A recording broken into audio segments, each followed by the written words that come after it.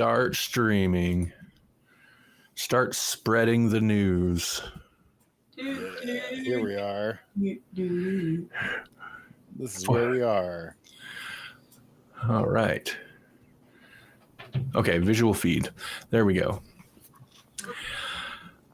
We got Mike's almost as hot as Jimmy Olsen. Weird. Yeah, weird. What is that? Yeah, I like that they called attention to it too. They were like, how'd you do that? Welcome to Grawlix Podcast. Wait, welcome to Grawlix Nights, the Grawlix Podcast. This is Randy. Melanie. This is Jesse. The Grawlix Podcast live show. I butchered that horribly. What happened? What happened? Life. Life happened. Yeah. Okay. We're live. We're streaming. It's all happening. Here's the plan. Here's what's on our agenda. Superman's out. DC gun reforms. I wish DC gun reforms. Oh God, Jesse mentioned it before we went live. We used to have the banner that we could pop up for DC gun reform. But it would be most appropriate now, but we don't have StreamYard going on. That's where I had that set up. Anyway, yeah, Superman's out. So we're going to talk about that and then do our usual junkarella. Oh, yeah, I'm sorry. I'm so prepared. Let me send Melanie the link so she can see us and interact with us. Oh. That, it's helpful. I mean, I don't have to, I suppose. No, you should. My bad. Get handling this in since I've really embraced the weird live stream nature of live streams where you just kind of get on and the show doesn't actually start for 10 minutes anyway.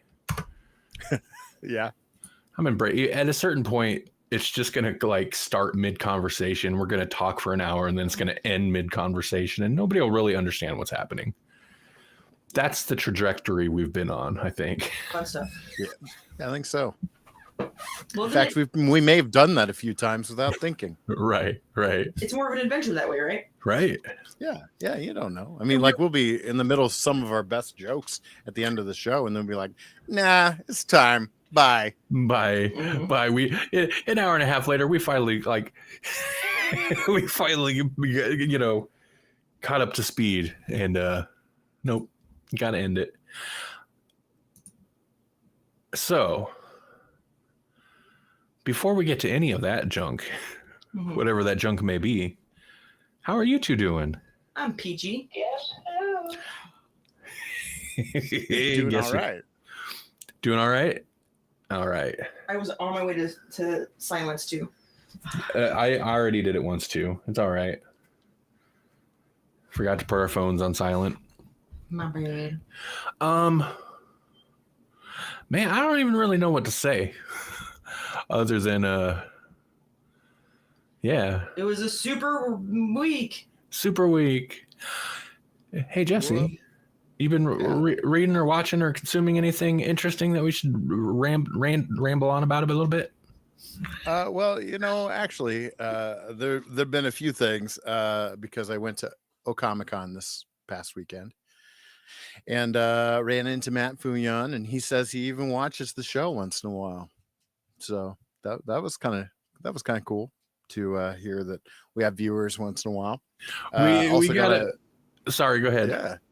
Well, and then even got a message from Gerald, who he pops in on the Grawlix group chats and whatnots on the Facebooks, and he said he started at episode 1, which I don't recommend for anyone, but there are a few brave and crazy few. I said few twice. Episode 1 is rough. I don't remember when, but a while ago I did go back to revisit how did we start off? How was it? And I expected to be mortified by the audio quality. And that, audio quality is better I thought, because we did like a teaser before that, and the audio quality was garbage. I don't know what we were using. I don't know what kind of mic I was on, but it was not good. And then the first episode, the audio quality was fine, really. But Right. yeah, we were all over the place. Right. It was a bit of a mess of an episode, and they're so long. But we used to do them once a month. We used to do them once a month, but the whole concept was the complete opposite of what we've been doing for like 5 years now. Is timeless. So theoretically, you could go back and start at number 1, and it doesn't matter what's going on in the world because we're just talking about comics. We're talking about specific things. If anything, like tonight, we're reviewing Superman. You'll catch a random movie review that's like, oh, that movie came out 10 years ago now. But at the same time, we famously also specifically review movies that were like 7 years old by the time we got around to talking about them anyway. We were never timely with the topics. Right. But yeah, evergreen was the word I always used. We want it to be evergreen. It was a good theory, like, right.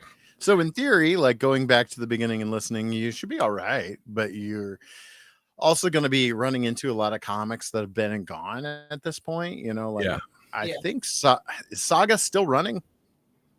I don't know. If it is, it doesn't come out very often. Oh, I'm not sure. Yeah, I think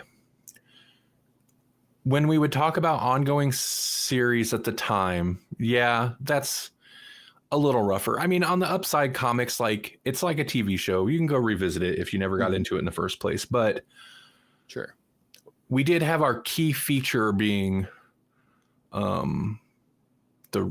did we even call it? The reading list? The poll list. The poll list. The poll list. Yeah. Oh, and we would do a poll list. We would do reoccurring segments of stuff like Swamp Thing, Saga of the Swamp Thing, and Walking Dead.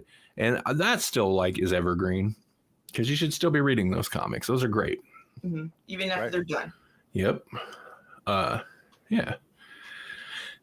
But now, who knows what we're going to talk about on an episode? Yeah. Absolutely. Well, not Jesse. Jesse, I'm sure, still powers through stuff, but we just ran out of reading time, I guess. Or reading motivation was more like it, I suppose. I fell off comics hard. I really didn't mean to. Yeah, and since Randy is the procurer of all of my media that I consume, that means I fell off too. Yeah.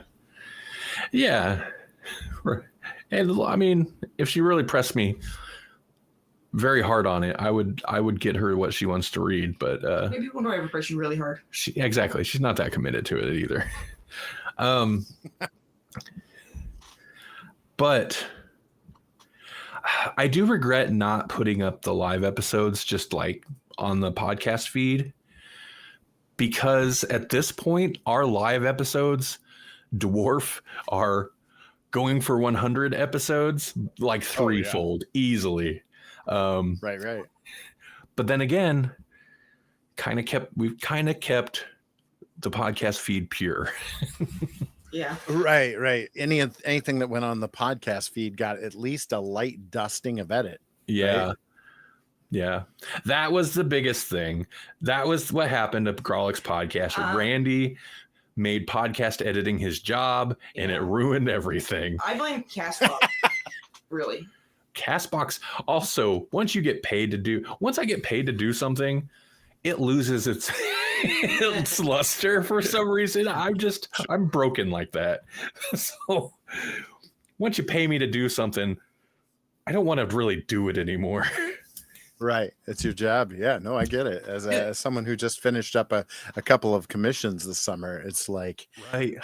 Now I can finally do art for myself, and it's a real struggle to get started, because it's like, well, I'm not getting paid to do this. And it's not that and to be clear, like in case anybody is actually watching or listening, it's not that I like doing Grawlix, and I do feel bad that we kind of went off the rails like we did. And to maybe more to Melanie's point, what she was getting at than getting paid for something was the live streams. Mm-hmm. The live streams. Yeah. I was like, oh, we can just like record it and then never have to touch it again. That sounds like heaven. Right. As the podcast producer, that takes off like 80% of the work that goes into an episode. So, yeah. But the whole world went video podcasts anyway, so. They really did. So we have to be followers? No, and it has not benefited us that much in the long run. But hey, we still got people going back for that number one. Yeah, that's true. Starting at the beginning. Right. I feel like that started is what you've been doing. So let's so like basically I just ran into people at Comic-Con because it's full of people. There's people everywhere. And one of the people that was there was Phil Hester. If you don't remember Phil Hester, but I'm pretty sure we did the Green Arrow Kevin Smith run. Yeah. Phil Hester was the artist on that. So that's probably one of the things he's most well known for, but he's been in the industry for a long time. And a friend or an acquaintance, at least from high school, Carrie Sanders, she did a panel with Phil Hester, and she did a great job. First of all, she like had an actual topic where a lot of these moderators for panels, they just come in and they just like help facilitate a Q&A is essentially what they do. Whereas she came in with a topic, and the topic was basically Phil's superpower is doing the silent comics. One of the things he's most recently put out is silent missions for G.I. Joe, a Real American Hero. I think it's Skybound that has the G.I. Joe property right now, and he did a one-off for the character Beachhead. Okay. Which is basically like Snake Eyes that can talk, but not in a silent issue. He doesn't. Right. Right. Yeah. Yeah. So it was a good panel, and I got to find out about a lot of things that Phil Hester's worked on that I didn't know about, like The Wretch, which is a kind of a cool semi-silent type of character, and he does a lot of work with like black and whites, kind of like Mike Mignola, but not quite as like Mike Mignola kind of distorts and abstracts his figures a lot more. Very kind of stylized. Yeah. I mean, he's got like, Phil Hester's got kind of a stylized approach, but not that stylized. Right. Like not going full ham. And I was I was good. I didn't spend all of my money, but I did buy like two things. I bought a manga from a like independent artist called Art Lessons, and so like that's crazy because I don't buy a lot of manga, and I always have to remember how to read it, right? Because you basically read it backwards or whatever. But it's really good. It's done by Megan Redlich, and they are like they're in their day job, they draw backgrounds for like animation. Okay. And so the comic, like sometimes when you get an independent comic, you open it up and you expect it to be kind of rough, and the first thing I noticed was like, this is really crisp, this is really good stuff. And I think the fact that they're a background artist really shows up in this book. So yeah, I was pleasantly surprised. I just picked it up because it was like basically the story is about a character who loses his arm in an accident, and then like one of the things that he does to process the whole thing or the grief of it was to go into art lessons. Okay.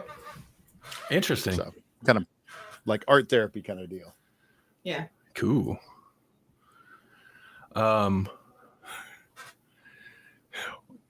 We had a distraction here while you were talking. In case you were wondering, I know we're not doing video stream. Oh. By the way, YouTube, sorry we're not doing video stream. We're doing audio only. I'm not sorry. Melanie's not sorry. But we actually have Melanie here in the room with us, as opposed to like we used to put her in the other room in the living room. Yeah. But But I don't. Our Really neighbor, showing behind the curtain in this episode.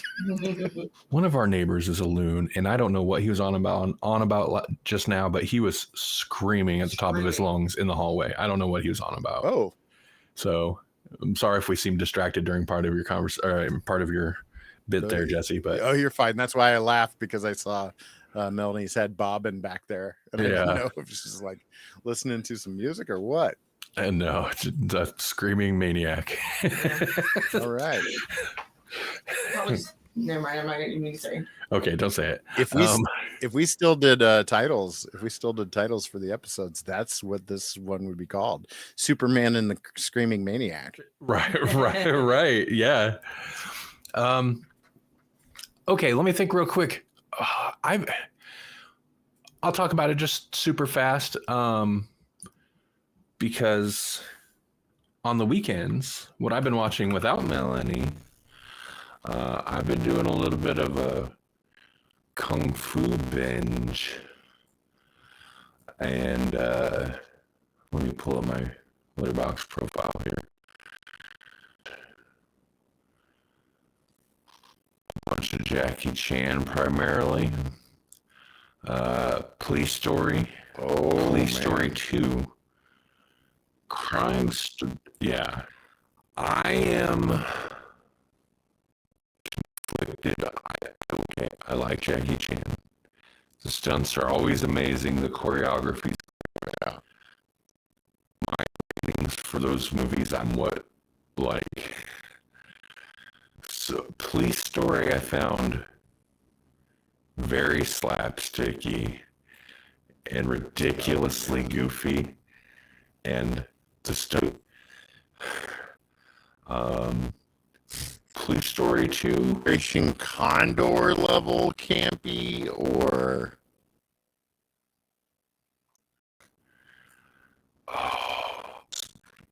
pick out which one in my brain that one is. he's kind of like an Indiana Jones type character in that. Okay. At one kind of goofy hijinks in between action scenes, he's like holding a phone, or somebody's holding a phone in front of his face, and it drops, and his face is covered in cake. And he moves and pulls the phone down, and you got a perfect phone-shaped, not cake-covered part of his face. Of course. And I was just like, makes sense. So kinda. Yeah, it is real goofy. It's a classic, right? And there's some, but I didn't love it. Police Story 2, I think, is kind of a little bit more dull, but also not as goofy, and I kind of liked it. Oh, sure. And it was not a Jackie Chan movie first. That'd be just about Rumble the Bronx. Right. And it was clearly like the other ones, I'm pretty sure, started off as these are movies. This one was like, this is Jackie Chan movie. People before settling on Jackie, kind of a moody, broody type police officer in this one. And I like that one a lot. I thought it was really good. I think action movie though, so I think that appealed to me more than movie comedy action. Anyway, but it's with Drunken Master 2 or Legend of the Drunken Master. Yeah. I love that. I ran through like the entirety of the Ip Man franchise. Okay. So Ip Man 1, 2, 3, 4, the finale, which is 2019. And then there's a spin-off, Master Z, and I really love that. But yeah, Ip Man, Is it Donnie Donnie Yen? What's the one? Yeah, those are good. Those are good. Like they diminish, like the action's always, the fighting was great. The story's kind of diminished. It's so bright and colorful, and then war happens, and then the whole movie takes a tonal shift. It's crazy. And Ip Man was what Marshall? Right. It was Bruce Lee's. It's so interesting because every movie, usually towards the end, but every movie like, and I get it. Like Bruce Lee's super well known. Sure. That's how they would communicate. Like this guy was a big deal, but he's actually like it Bruce Lee. But none of them actually like dive into Bruce Lee being a disciple or like the training or anything like that. Right. Also, like, a lot of those movies there's the usual, like, at this point, kind of a school that trains a martial art, a specific martial art. Right.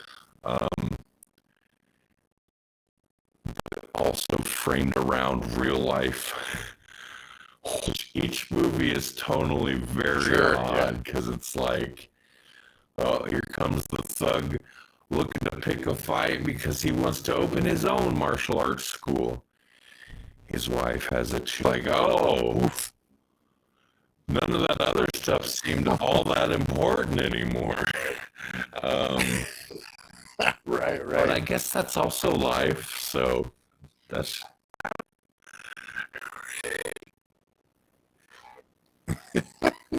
No, like I guess they used to back in the day, but or they would come in and they'd be like, "I want to train from you, but first I gotta see if you got the stuff." So you go away, like leave. We've got kids here. This can't end well. It is a good chunk of his life, and I know there's not a big span of time between these events, but like the first one, events of World War II, in the end, it's like, I don't know if he made it to the 70s, it might have been 60s still, but you know, Bruce Lee's becoming a movie star, so like that aspect of it, and like only I guess like 30, 40 years tops between those events. So anyway, Master Z is interesting. I don't know if there's to it, but it's a spin-off of a character who was, I thought it's kind of one of my favorite in the franchise because it's, I don't know why they would call Master Z, but he's still just like a martial arts guy. Michelle Yeoh's in that one. Well, Master Z is part of the Wu-Tang Clan, right? But that one, is like almost a superhero. A toy, which is the Black Bat, which is like, you know, old school, probably, I think predates Batman and is basically Batman, but the Black Bat is a vigilante type, and that's totally like the character in a way. And it had a comic book. Anyway, Alex Murphy right? Show.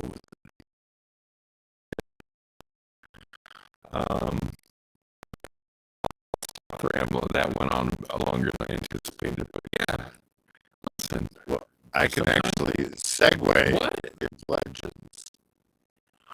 Did you?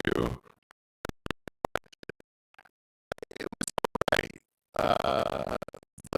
The main beef I have with it is that you feel of it is that you're bringing Ralph Macchio into a feature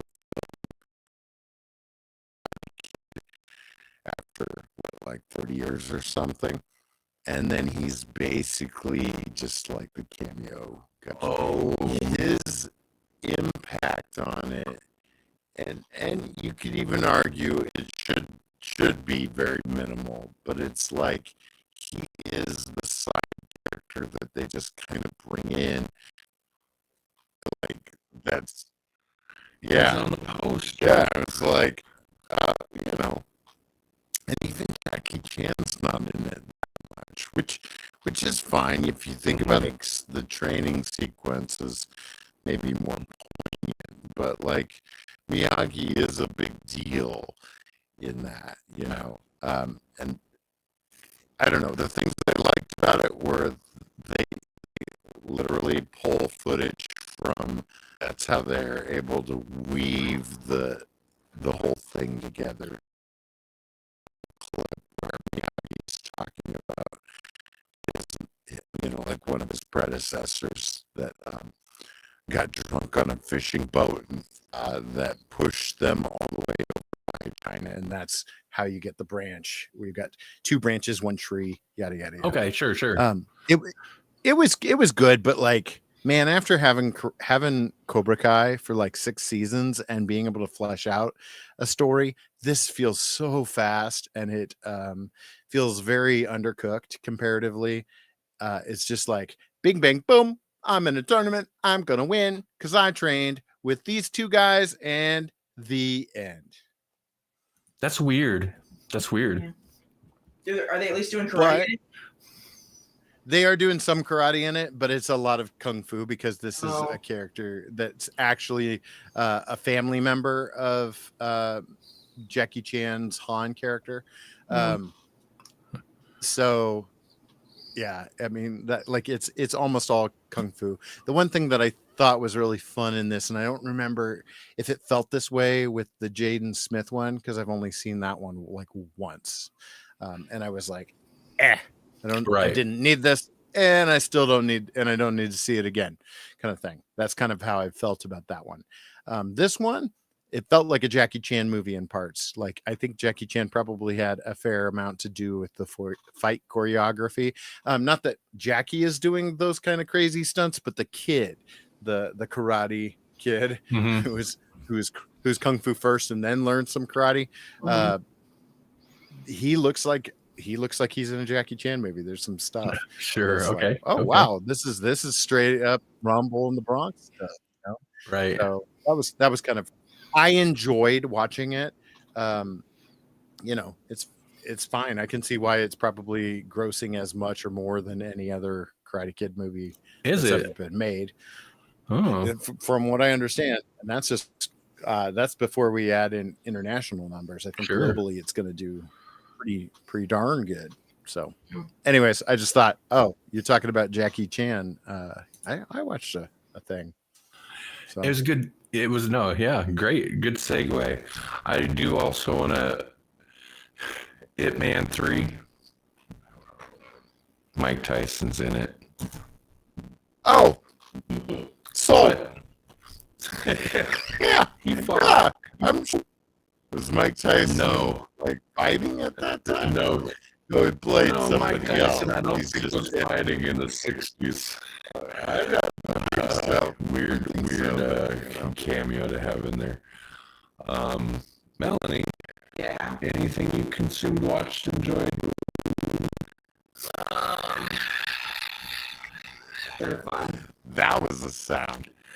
Yeah. Yeah, that time I got reincarnated as a slime. We've been watching a lot of that. And we're currently deciding. You guys were talking about that 2 or 3 weeks ago or something. Yeah, it's still going. Still on that. Still about that slime life. Well, it's hit a point where there's a movie and we're just debating whether we want to watch the movie so we can watch another season. because that's a long time to sit and watch it. Yeah, do we watch the movie that's up next before we move on to another season, or do we watch the spin-off season called Slime Diaries, which is literally 12 episodes of just like a day in the life of the slime character in his country? You know, like it sounds like mundane because you've been watching this, but if you just pitched that to me on its own merits, I'd be like, day in the life of a slime? I'm in. What? Tell me more. In Slime Diaries, he's not quite a demon lord yet, but it is a slime that becomes a demon lord. It is a very interesting show. Yeah. It's fun too because like people power up and they like change forms, and every time he powers up, he's just still a ball of slime. It's great. Yep. Yep. I'm trying to think. It's Always Sunny's back on. It's Always Sunny's a new season's airing. I actually watched the first episode because it's the crossover Abbott Elementary crossover, and I was like, I gotta see that. Did you watch that yet? Oh yeah. Oh, that episode was so good. I was like, I mean, it was a lot, and you could tell they crammed more into it than they normally would because it's a crossover. It felt more like random things. I mean, there was through lines than the other episode, than the Abbott side, but that's kind of fitting. This season, like they're 3 episodes in, they're kind of going wild with it. Like energy wise, it just seems like way amped up compared to some of the other one. Like this last one, they're all like microdosing hot peppers, running around the city, doing this various things, doing parodies of the bear, and it really wild, weird stuff. I'm not sure how I feel. It's enjoyable, but yeah. Maybe they're microdosing something else. Maybe. And that's where they're getting all their energy from. Right. But yeah, new Sunny. So that's good. Well, that reminds me. I don't know why, but we also watched a couple episodes of Rick and Morty anime. Did you watch the Rick and Morty the anime? No. It's a whole series. It's a season. There's like a whole series. Is where he's got crows and stuff? Like, did they make a whole season out of that? No, it's kind of like, I mean, it's Rick and Morty, but it's like its own thing. It's got a weird vibe, and they're really doubling down, less so on the comedy, which is probably why I remember the internet being like super excited about Rick and Morty the anime, and then it came out and it just kind of like, I think people right, but I think it's because they doubled down on the weird existentialism of it, but less so the comedy. So it's more art. I wouldn't even say it's more anime. It feels more art house. But yeah, we watched a few episodes. I didn't realize they did a whole season. It's like 12 episodes. Interesting. Yeah. Yeah. Okay. I was curious if you ever got around to watching that. No. That makes me think of like any time that South Park does a special themed thing where you're like, oh, I know exactly what I'm gonna get, and then you like watch it and you're like, whoa, I did not see that coming. I mean, I think it's an interesting like experiment because Adult Swim's done other like weird, like there was that weird one-off Rick and Morty episode done by some clearly Australian animators or creators who also have another show on Adult Swim. So this feels kind of like that. Like, let's just like let some other creator do whatever they want with this property. But I didn't expect they were going to let them do like a whole 12 episode season. Right. And I'm surprised I haven't heard more about it, but I think it dropped last year. I didn't realize there was a whole season. Like, yeah. Yeah. But it's on, I don't know, Max or Hulu or whatever it is. Does that like count towards the contract? that's what, because like they had that huge contract where we were like, oh no, are we ever going to get any more Rick and Morty? And then they were like, we just signed a 7-season contract. So like, would that count as a season of Rick and Morty?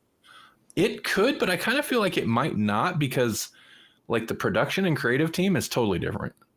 So I feel like the contract, and I could be wrong, but I feel like if they're a contract would be specifically with, the creative team. Mm-hmm. But then again, maybe it's just a production, like their production company, to give us these many seasons. And production company's like, all right, one of them's going to be anime. But I'm going to farm that out. and we've been watching Andor. We're not totally done with this last season. I know we're behind. We're slow. But we've been watching Andor. I'm way behind. I've watched maybe 2 episodes. Oh, really? We're maybe 7 into this season. 7.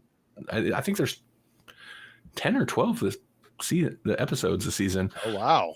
I'm not used to that. No, I know. It's a long season, anymore. And it's good. There's a lot of kind of like building up to stuff, and we're kind of hitting the stuff. It's good.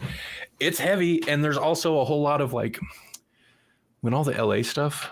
I mean, I guess it's probably still going on, but like the National Guard, all the LA stuff with ICE and the protests and stuff was going on. You're right. There were a lot of people like, we already seen this. You can watch Andor season 2, and it's true. It is 100% true. Yeah. It's the same. The villains might be using the same playbook, is all I'm saying. We're not getting political. We're not a political show. Right. Yeah. Speaking of. Oh, man. All right. Let's talk about Superman 2025. Yeah. Right. DC gun reforms. Not political. So this is the first proper full new DCU film, right? Feature film. Mm-hmm. There have been projects, but nothing that was like a film. Mm-hmm. So Melanie and I went and saw this yesterday, right? Yesterday? Yeah. I did want to hit it the opening weekend, but like it doesn't really matter. And I think it's been doing pretty well. And our 2 tickets on opening weekend isn't gonna, right. When did I don't know why it matters when, but when did you check it out? Friday. Oh. So yeah. How do we start movie reviews? What did you guys, were you excited for it? And what were your initial impressions? What do you guys think? Whoever wants to go first. I was not particularly excited for it, but I am not particularly excited about it much, I guess. It was good. It was pretty good. I think I like a lot of James Gunn stuff anyway. It was not as corny as it was still corny, but not as corny as I thought it was going to be. And it didn't really go very hardcore except maybe 1 or 2 spots, but I think it was a nice balance. It did well, and I liked it. I give it a little above average, which is good for me. I asked her afterwards. I was like, "So what would you rate that? Like out of 5 stars?" And she's like, 3.5, maybe 4. And I'm telling you, that blew my mind. I was like, "Wow, you loved it." And she's like, "No, I liked it." And I was like, because 3 stars. 3 stars are typically the max I'll get out of her for rating a movie. So going over 3 stars, I was pretty amazed. Mm-hmm. I was gonna say, like, I assumed that the lowest rating would come from Melanie. Right. Yeah, that's a safe assumption. I'll jump in real quick. I was kind of super pumped. I'm not the biggest Superman fan, but like I went and seen Man of Steel twice. At a certain point I had to be like, you know what? I don't know why, but a Superman movie, I'm all about it. And then throw James Gunn into it. And yeah, I was pretty excited. And I was looking through his filmography, and I still have yet to see the third Guardians of the Galaxy. I don't know why. I just haven't watched it yet. But every other movie he's directed, I've loved every movie he's done. Starting with Slither and Super, and then he really hit the big budget kind of superhero movies. He hasn't let me down, and he still has not yet. I enjoyed Superman quite a bit. I think maybe I hyped myself up a little too much because I was like, okay, it didn't blow me away, but it's still, I think, pretty solid. I would agree with Melanie's 4 for sure. 4 stars for sure. How about you, Jesse? I was kind of lukewarm on it. I was cautiously optimistic about this Superman, but I wasn't. I wouldn't say that I was like, I'm gonna see it on opening weekend hyped. It just kind of happened that way. Um, I I liked Superman growing up. I was all in on the death and reign of the death of Superman and the reign of the Superman. I've got a Superboy figure behind me somewhere. So like I am a Superman fan. I even have like a book, you know, like I flipped through it the one day where it's like, look at all these Superman villains that we've never seen. Right, right. Lex Luthor has got to be in every story in some way, shape, or form, or at least referenced, you know. And that's just been Superman. So I guess I was kind of like, I've been hurt so many times before. I don't know if I can handle it. You know, Sure. like I just after the whole, you know, the Zack Snyder take on Superman, I was Right. kind of like, I don't know. I hope it's good. You know, that's kind of the approach that I took to it. But I slowly started getting more excited. It was tough because watching the trailers and stuff, it was like, oh, they're gonna have Green Lantern, but it's gonna be Guy Gardner. Oh, they're gonna have Krypto in it. You know, like there were all these things where I'm like, now I don't know about this. And Metamorpho is going to be in it somewhere. You know, like they weren't really showing him in the trailers, Right. I don't think, but like I knew that it was cast. I knew that he was in there. And so I was like, that's a lot of characters. I don't know, you know. And then I should have just thought to myself, Guardians of the Galaxy 1, 2, and 3. You know, like Right. he does ensemble casts. He knows how to pepper in characters. Just he knows how to season the stew. He gives you just enough of what you need, and then he moves on, and it's fine. You know, he knows how to create a pleasant, you know, like Suicide Squad, the Creature Commandos. Like I shouldn't have been surprised or relieved, but I was surprised and relieved. It is kind of, I was expecting, my worry was that it would be very James Gunn light. And I would say it's probably the most James Gunn light of his movies, but it's still very James Gunn, because you're right. Like he kind of he's got his things. He's got his bread and butter, and he hits it every time, especially with these big properties. And yeah, I think, you know, yeah, you're right to be concerned with like putting too much in here. Like this is still supposed to be a Superman movie, not necessarily an ensemble movie. But he managed to keep the focus on Superman, but still get his quirky group of random, you know, kind of douchey, his rando group of oddball gang, like his whatever The crew. Justice Gang. You gotta have them. Gotta have them. Gotta have the cute animal in some way. But it's not just a cute animal. It's like a cute animal that's like either rabbit, it might kill the cows, or like it's kind of bad. It's cute, but also it's not even a good dog. No, you got to have some type of like cute big monster, big kaiju type monster that's also kind of cute in a way.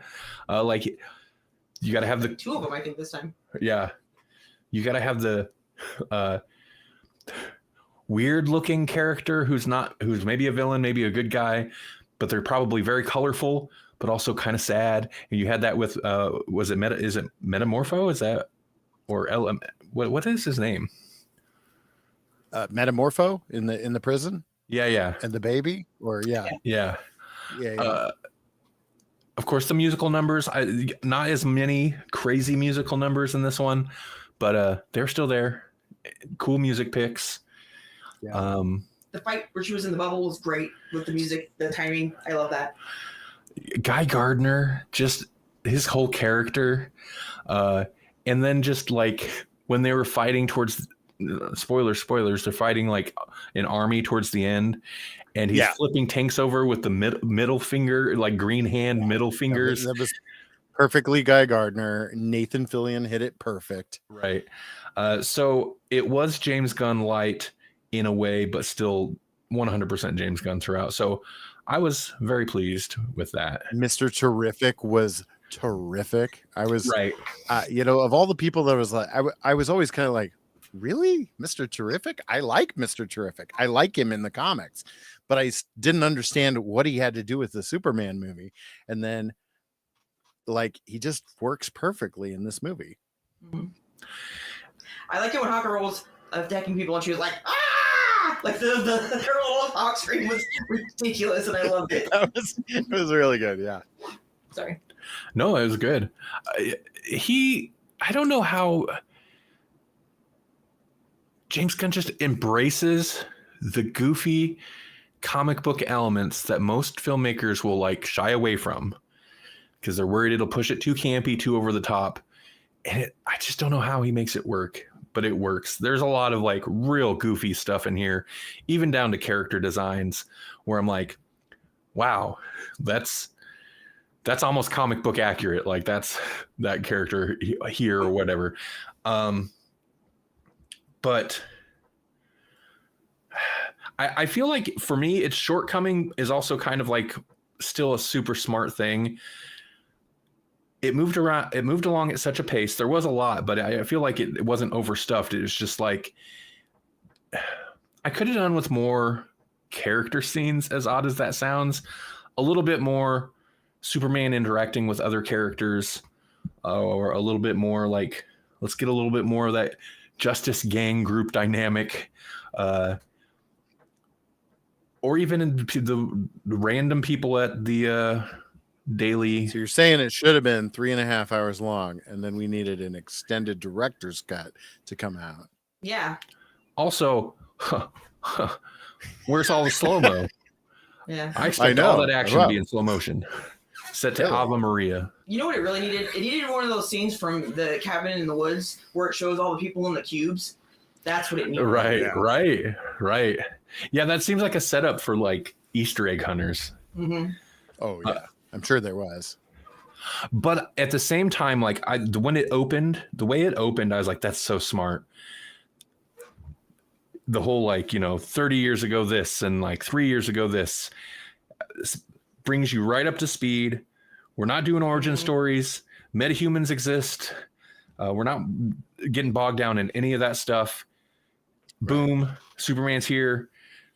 Off to the races. Like here's what's going on. The opener was real smart. It's like it did was it the threes? It was like 33 years ago or 3 months ago. Some 3 people minutes didn't like ago. it because the couple in front of us was like, the wife was like, I think I'm gonna walk out. And it was like 5 minutes into the movie. Yeah. What? We were like barely 3 scenes into the movie and this lady was ready to walk out. She didn't. She stuck around. They were what was so offensive in the beginning of this movie? Like the fact that he's beat up right away, or what? Were they pretty old though? I feel they were. I feel like they were pretty old, and like right up from the get go, the movie's pretty outlandish. So maybe she was off put by just the ridiculousness of it because you got that fight. Very kinetic, it's like things are moving around. Mm-hmm. But I feel like that was like just before maybe the interview scene with Lois and Clark. That scene was brilliant. Yeah. That scene was really good. And maybe that kind of grounded it for her. Or she didn't want to like bail on her husband or whoever she was there with. He told her to wait just a little bit, and that's why they stayed. But I think she's so used to exposition, and there wasn't really much besides those first things that she's like, I don't even know what's going on. But you only had to wait a minute, and you found out. It throws you in the deep end, and I think it is smart to do that. It's a little risky. I guess there's a reason people probably like studios are like, got to do the origin story every time, but it's Superman. We don't need it at this point. Mm-hmm. It's just maybe a little jarring if you're expecting that. Yeah. A nice, slower, paced Superman tale. That's not really what this is. Mm-hmm. Right. I mean, I don't think it moved along at too fast of a pace. And you still do get a good sense of the characters and stuff. But I don't know. I could have used a little bit more character work, but whatever. It was still very enjoyable. Yeah.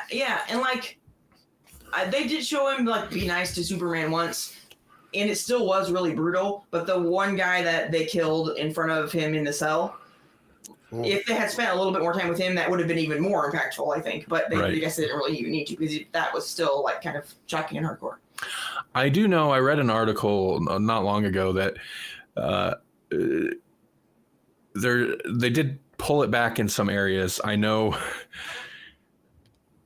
originally the dog gets a bit more abuse, and test audiences hated it. They're like, you can't be kicking dogs or whatever happens. Yeah. And I know they dialed it back a little bit, but it did still have some edge to it for sure. Mm-hmm. Jesse, what did you think of Bizarro? Okay, well, I mean, like, I was okay with it being Bizarro, but only because they like set it up as Ultraman. Mm-hmm. You know, like he had the Ultraman U on him, and they were jumping through tubes and stuff to get into these pocket dimensions and whatnot. I'm like, did he find Ultraman? Are we really going there? And so it was kind of, again, it was a kind of a relief that it was Bizarro and not Ultraman, because I was like, I don't know. Like, you've done the impossible already. Let's not go that far, you know. Mm-hmm. Bizarre. Yeah, I know we already kind of dropped a spoiler warning, but like big spoiler warning there. But Bizarro, I think, is the most dialed back movie screen, like for mainstream audiences, like dialed back for mainstream audience friendly version of that character. Mm-hmm. He was just Superman that didn't talk and was maybe dumb. Mm-hmm. Right. And campy than say what I don't even remember what his name was, the character in Superman 4 Quest for Peace. Like, Right. At least he didn't have like electric fingernails that grow, and you know. God, that movie was so ridiculous. It's so bad. Yeah. What I know there were some other parts I wanted to mention specifically. What'd you think of Ma and Pa Kent? Oh, that was a different portrayal than I've ever seen. And at first I didn't like it, but like it grew on me, partly because it's like, man, that's a Midwest couple right there. I can't ever watch the dad actor, the guy that plays the dad. I can't watch him act, because I'm just staring at his eye, being like, "Where's he looking?" Right. I liked him more than Ma Kent casting. She was fine. Yeah, but he got more time. He got that poignant moment, whereas she didn't. She just got to be like Midwestern mom. But I do like that actor, and I was glad to see him in something, because I'm sure he's still working and been doing things. But I don't recall seeing him in anything since the 90s. But he was all over TV as like a character actor. He was the eye guy. His eye would do like oscillate or whatever a little bit. I was glad to see him and stuff. But no, I do like that take on them, because they were just super plain. They're just some regular Midwest people. Yep. You know, not remarkable. They're just people. There's no Kevin Costner here. Right. No, Clark. Let the tornado suck me up into oblivion. Right. Oh, could you imagine this Superman doing that? Oh, no. People were gonna die. Right. This Superman, let's talk about Superman. I like the portrayal. Right. I thought he was good. Yeah. I don't even feel like, I feel like he is portrayed. He feels like a more naive, like maybe the most naive Superman I've ever seen on in live action. Christopher Reeve didn't even like play it quite that naive. Yeah.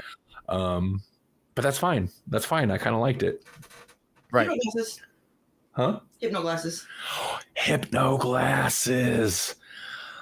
Early on, they made the glasses joke, and I thought, oh, yeah, okay, haha, it's the glasses joke. And then they brought in hypno glasses into it to explain, like, oh no, the glasses actually have an effect. Right. I was like, oh, James Gunn bringing in the wacky. He knows what he's doing. Mm-hmm. He knows what's up. Yeah. What was up with like? What was up with like their little military installment that had like a beach vibe every time you showed up? Yeah. Like, they were just like People were even wearing like jackets and stuff. We got like the flowered shirt on. Yeah. And we're kind of playing games and stuff. Because they And were very... we've got a dimensional rift. even after Mr. Terrific came in, whooped everybody, and then he was just like hanging out there after doing stuff, and they're like, so hey, like, okay, they're just because the bad guys, or maybe besides like the few, had a real like corporate vibe to them, you know, like, Right. and it was kind of like a corporate retreat. Yeah, we you know made the big deal. It's time to let go and party or something like that. That's what it kind of felt like to me. That's a good point. That's a good point. It was less, yeah, okay. It was military base for hire. They were, yeah, you're right. They're corporate, like, they're just doing their jobs. They're not necessarily like, yeah, okay. There was, oh, go ahead. I like that he saved the squirrel. That was great. Squirrel, yeah. And yeah, it's good to see him care about not killing people, even like the monsters. Yeah. He's like, we need to take it somewhere safe and study it. Right. Him being upset that they handled the big monster that way, that makes sense. Mr. Terrific's complete derision. He's like, come on, man. Yeah. So my question, I asked Melanie about this after the movie too. You send your clone into spoilers. You send your clone into a black hole. Is that murder? Do you murder that guy? What is the Phantom Zone? Okay. Melanie's point was what, like, it's a reverse. The black hole is just like a reverse universe, so he's just sending him home. Yeah, right. I like that. So, you know, maybe we'll get Bizarro World. Ooh. Oh. And that'll explain why he talks weird when we get him back. Like, he'll talk weird. Right. And it'll make sense because he grew up on Bizarro World after being defeated. I do hate this guy Gardner. I mean, I don't think he's bad. I don't think he's bad guy Gardner. I think he's supposed to be hateable. I do hate him. Oh yeah. Yeah. He's designed to be awful and like. Who was it? It was like, oh, that's a great name, and he's like, I like this guy. He's in. Yeah. Right. I always forget. I really like that guy. The Nathan Fillion. well, yeah, but I meant the Metamorphosis guy. Is that? And what's his name? Tudyk? No. Alan Tudyk did do a voice in the show. He was Robot 4. He was 4. Oh, yeah. Okay. I'm not sure who played Metamorpho. That was fun. But you think if you could metamorpho into anything, you could still like keep one appendage to hold your baby, but maybe not, I guess. Right.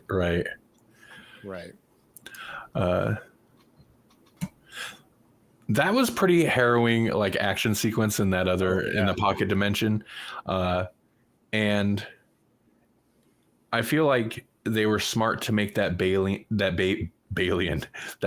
as alien looking as it was, because you put like a more humanoid looking baby in that scenario, people aren't going to have it. Yeah. Right. I was going to say, Guy Gardner. I don't know I think I mentioned on the show. I don't know, but Peacemaker, they dropped a trailer a few weeks ago for season 2, and Guy Gardner has a cameo in that. At least he's in the trailer. Mm-hmm. But having watched him more in this movie, he fits the Peacemaker universe side of things so well. He'd fit perfect in there. Mm-hmm. What did you think of Peacemaker's cameo in the movie? Oh yeah, he was on the TV or whatever, right? Yeah. Yeah, it was fun. Yeah, it was good. It was good. Also, I'm okay. I guess there were jabs of social. There were social commentary jabs for sure in the movie. The army of like outraged monkeys that were basically Lex's bot farm. It's so ridiculous. That was so good, though. Yeah. I mean, like, yeah, and it was just like a moment, you know. Yeah. Like, it's not like they linger on it or anything to just go. Mm-hmm. But yeah, I found it. I love that part of that argument with Lois too, where is like the hashtags and the one that he was like, that one makes me mad. Yeah. That one we can't even say on this show. Yeah. Because it's so stupid, but it's funny, and I could see that. I could see that in particular. I did notice also on one of the screens there's hashtag Super Karen. I thought it was pretty good, but I could see this Superman being particularly angered by that one because it's vulgar. Yeah. Right. Yeah. It was pretty impetuous too. Like, yeah. he's just a walking heart, man. He would have an emotional reaction, and you couldn't stop him. You know. I kind of was. I was surprised a little bit that they went the way they did with his parents and their message. Yeah. But it worked really well, and he was adopted or whatever, so it worked well. It's not your birth parents; it's who raises you that makes a difference, or who you choose to be, kind of a thing. So that was nice, but I still, I was surprised. I don't think I've ever seen them do that with his family before. Right, and Jesse, maybe you'd have better insight into this. I've definitely never seen any media that I was aware of where they made Superman's parents that like kind of take that stance. Like Zor-El was it? Yeah, Jor-El. Jor-El has always been like, he always was kind of that. Kind of had that flavor to him. Okay. He sent him there for the very specific reason that the Earth's sun would create those powers in him, and that he could be in charge. Or at least in the comics, that was definitely a big plot point. So I want to say that it even pops up in the Richard Donner Superman movies. Oh, really? Too, but like, it's just that Christopher Reeves, like the Superman, just kind of, he's nonplussed by that aspect of the message. Right. Yeah, I mean, since watching the movie, I did look it up online, and yeah, in the comics they do. There's a million different versions of everything in the comics, but yeah, that is an element. Interesting. Okay. I was surprised by that. I kind of saw what happened coming, because I know how that speech kind of ends or whatever, and but I like that they didn't lead with it. I like that, like, Superman was like, this is the only thing I have from home, and I'm so like, he likes it, it comforts him or whatever. Like, that was kind of a fun through line that they were able to pay off in a fun way at the end. Yeah, agreed. I like, but also it was like a little bit of that pedantic, like, I was slightly annoyed by how, I get it, they didn't want to get bogged down on like, well, did Lex fake that last part? Where it's just like, no, experts are like, no, this is real. This definitive. That's what the message was. And even Mr. Terrific is like, I know the guys that looked at it. If they say it's real, it's real. And they're just like, get past that point. Let's not get bogged down to that. That's not what we're doing. Right.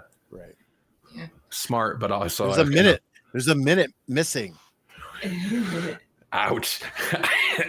Ouch. Yeah. So I think Superman's family, his parents' footage was put in the metadata shows it was in Adobe Premiere 4 times. Yeah. Yep. That sounds like I'm making fun of that point. I'm not. That's a very valid thing to look at and to critique. Yeah. But yeah. Oh gosh, what was it? We're not political here. No. Lex Luthor. I liked this Lex Luthor way more than the last Lex Luthor. Jesse Eisenberg. Yeah. Yeah. He was both more and less crazy, if that makes any sense. I don't know. Yeah. This what's his name? His name escapes me this very moment. Yeah, I don't know. Nicholas Hoult. What? Nicholas Hoult. Oh, okay. I don't know why I know his name. I do, since he played Beast in one of the X-Men movies. His name has been, I think, First Class, been seared into my brain for. Yeah.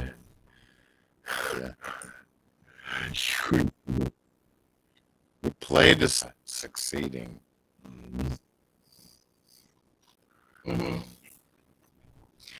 I love that planet or something as he's carrying a giant black hole rift into it. There's definitely a big part of the movie where I'm like, point right now, like they're not even really, nobody's paying attention to it. Maybe Mr. Terrific was, but otherwise nobody's really paying attention for most of the time. Plus, the whole time Mr. Terrific's like, Superman, you gotta help stop this. It's like, you conceivably do about it. That's right. Yeah. And there's nothing. He didn't do anything about it. Mr. Terrific had to do it. But I guess Superman had to get into Lex Tower.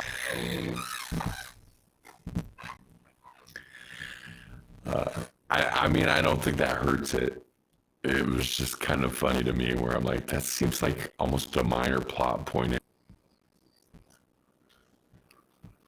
So when that stuff seals together, what happened to the water that went down in the earth? Kind of glad they didn't have the buildings and concrete reversed into fixing itself. For a moment I was like, I'm gonna have it just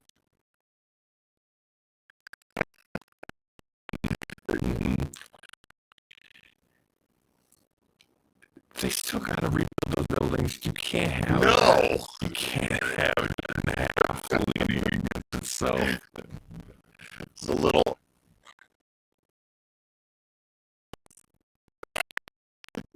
The subtle theme, so fun.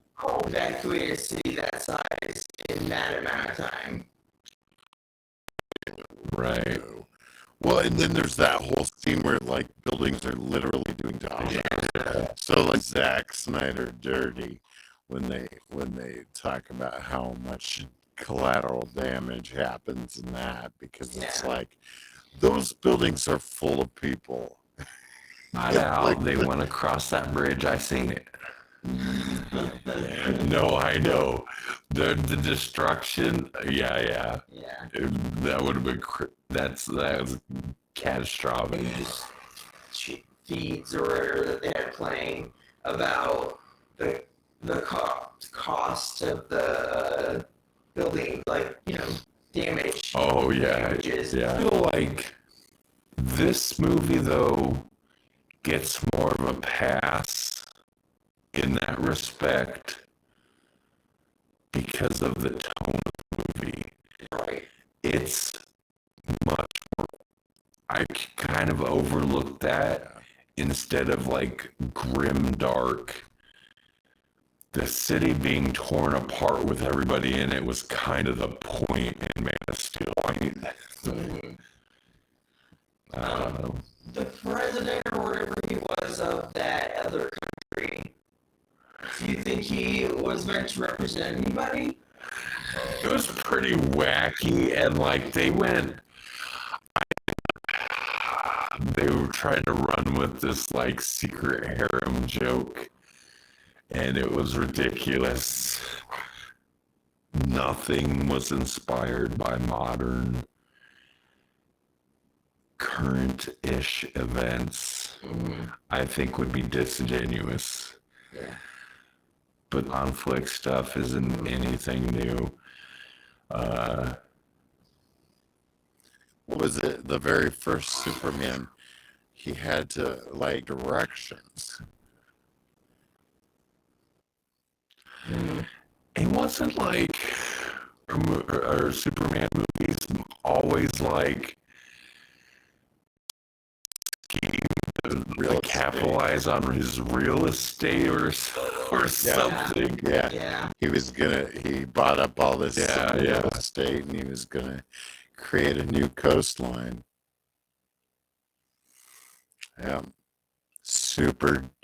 A super genius. Just ask Gene Hackman. This Lex, that got me thinking. I know we should probably be wrapping this conversation up soon, but that got me thinking about this Lex genius thing, but like maybe more so than some other versions of Lex I've seen or read. Impulsive to a fault, to where he's kind of undoing. He's his own undoing in a lot of situations. Yeah. To where it's like, well, moves so that he can instruct Ultraman to fight Superman, which was interesting. I kind of like that. But actually, now that I think about it, I'm sidetracking myself. He gets to fight Superman himself, but indirectly. In a way that Through a proxy, yeah. I really liked. I really like calling out the specific move set. Genius or not, he didn't seem that smart. He seemed real stupid. Well, he was even at the end there, being jealous and kind of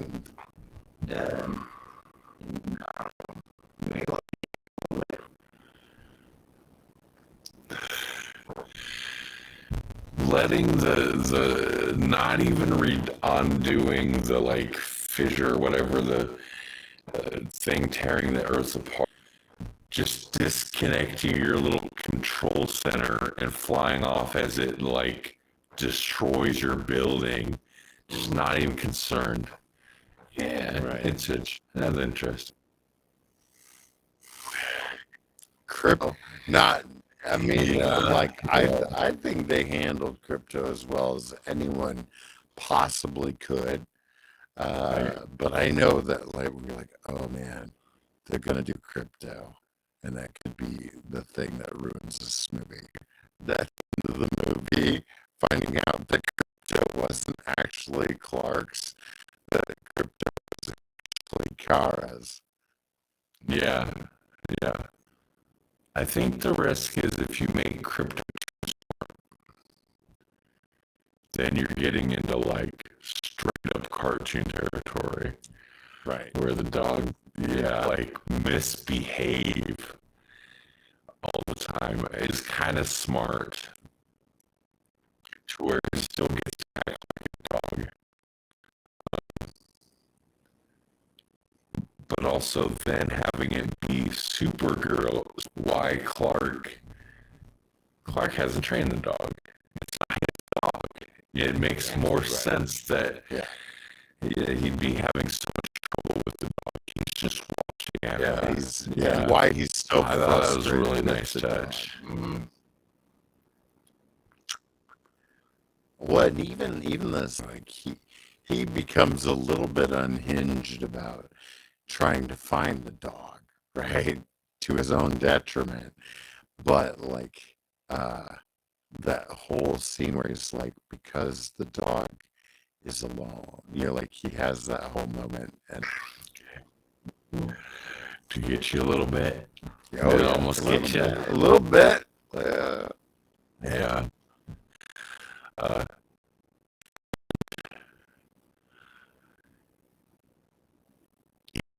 Some of the stuff, like I said, apparently they dialed back some of the dog potential violence. So those nano sludge. The nano sludge on the dog's head. I think the dog did still take a hit or two in that fight in the fort. I wasn't sure about the engineer. Yeah. Of all of the vibe with it was the engineer character, and they were fine, but I just couldn't. I couldn't get with whatever her motivation was. Like, why?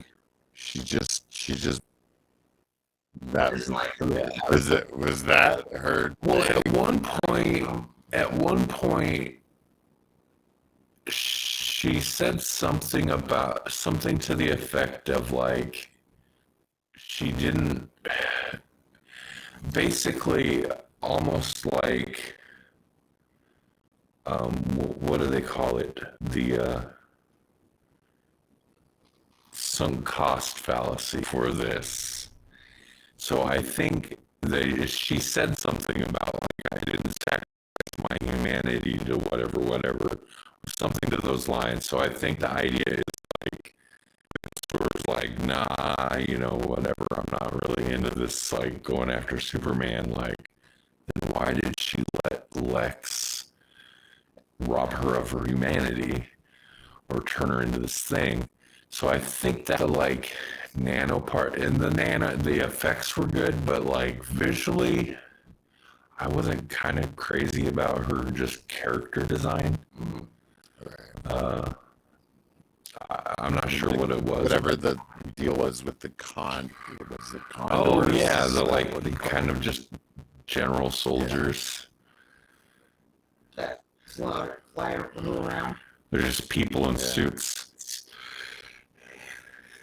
Oh yeah. You lasered a bunch of them, and a whole lot of them fell from way up in the sky, and there were people in there.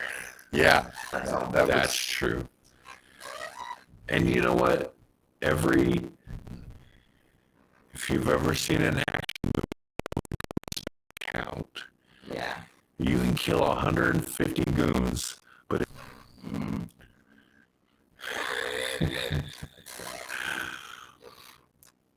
people were gonna die. Yeah. I really like that, as goofy as the movie is. And I know Man of Steel and Batman v Superman, they like drove into the whole like Superman in the real world, how that would government standpoint. But I kind of feel like it's more effective in this movie, and they really only had to dive into it in that one scene. Because on the one hand, it's like, well, yeah, you can't just have, even if the dude seems pretty good. But on the other side, like, it's hard to argue with people. There's no easy argument against that. Right. Yeah, I don't know. What do you guys think? Were you Superman 4? In Superman 4, he threw all the nukes into. right? They keep nuclear bombs. Honestly, so. There you go. Quest for peace. Mr. Luthor. No problem. You can't be having other countries unjustly invading countries they shouldn't be invading. Like, Yeah. So. his parents said he was gonna take us over.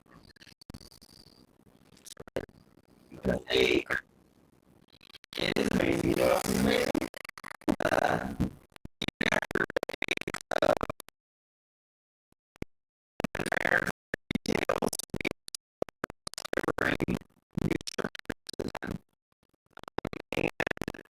In the past, cells had to be biological material. However, a recently created technique called cryotech, and the TEC stand for something, but I didn't write it down, so I don't know. But so they don't. So then it's just like a perfect sample frozen. And they slice them into slices, and then you get a 3D like image of the cell. So they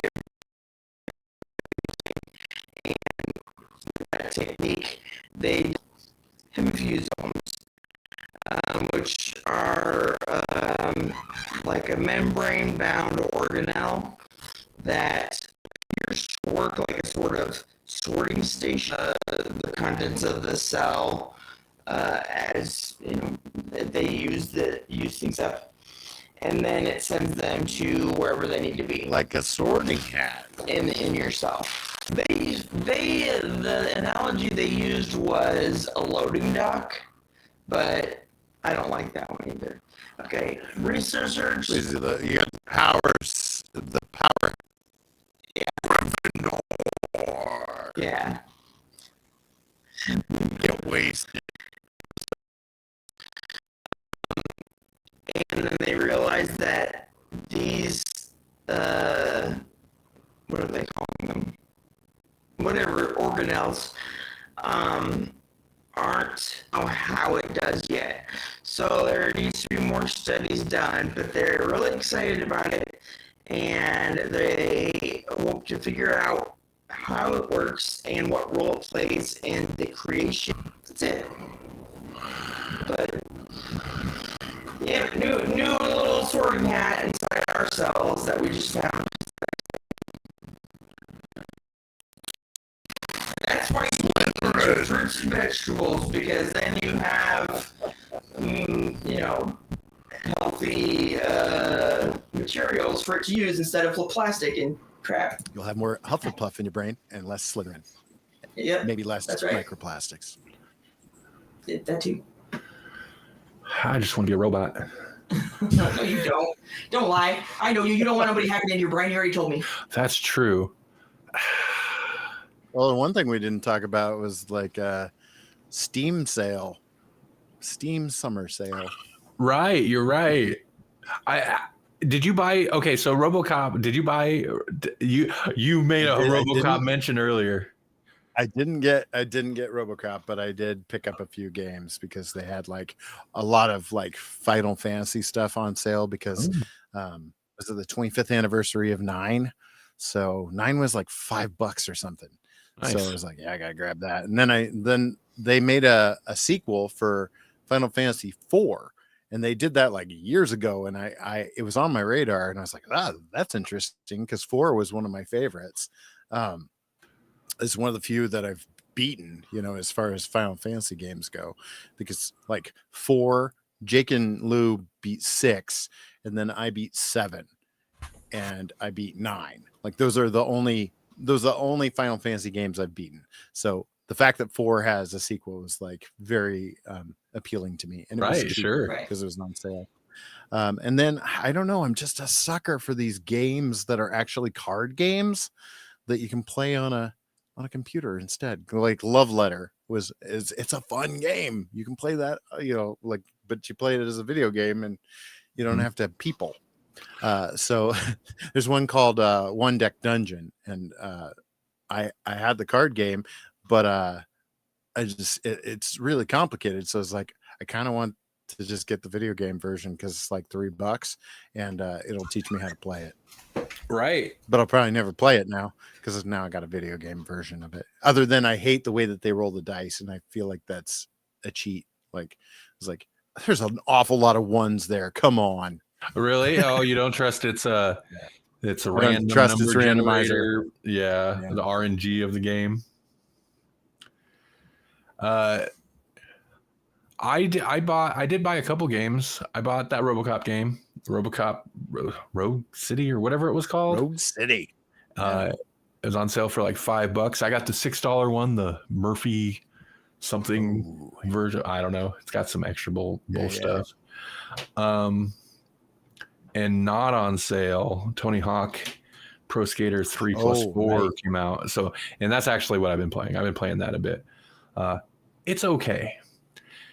It's basically Tony Hawk Pro Skater 1 and 2, like to a T, but with levels Oh. from 3 and 4. Oh, gotcha.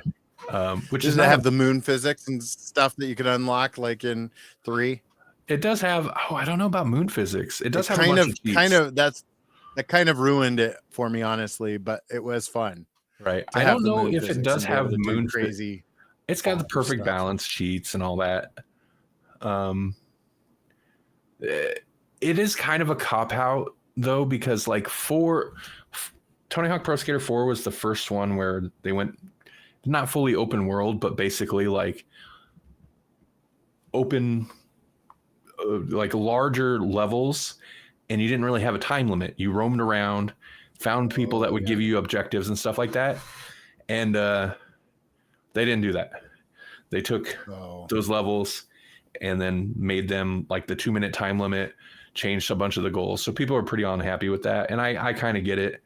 And also like BAM wasn't going to be in it. And once they started going like open world style, BAM was super popular at that time.